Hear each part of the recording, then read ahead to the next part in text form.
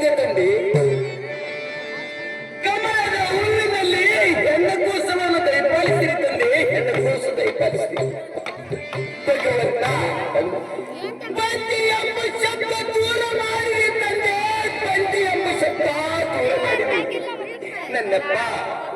ಈಗ ನನ್ನ ಮನಸ್ಸಿಗೆ ಸಂತೋಷ ಆಯ್ತು ತಂದೆ, ಸಂತೋಷ ಆಯ್ತು. ಇದೇ ಸಂತೋಷದಲ್ಲಿ ನನ್ನ ಅರಮನೆಗೆ ಹೋಗಿ 5 ಮಂದಿ ಪಟ್ಟದ ಸ್ತ್ರೀಯರ ಕೈಯಲ್ಲಿ ಕೊಟ್ಟರೆ ಅವರು ಎಷ್ಟು ಸಂತೋಷ ಆಗುವರು. ಹೋಗುತ್ತೇನೆ, ನನ್ನ ಅರಮನೆಗಾದರೂ ಹೋಗುತ್ತೇನೆ.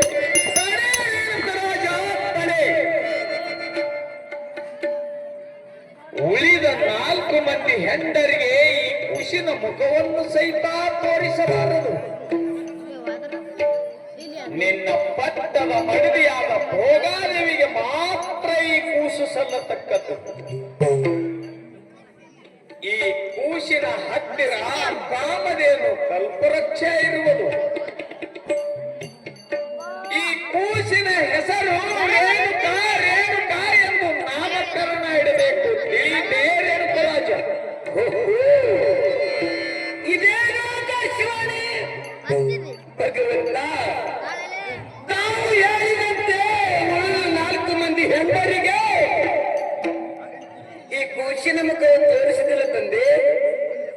ನನ್ನ ಪಟ್ಟದ ಮಡದಿಯಾದ ಭೋಗಾದೇವಿ ಕೈಯಲ್ಲಾದರೂ ಈ ಕೂಸಿನ ಕೊಡುತ್ತೇನೆ ಭಗವಂತ.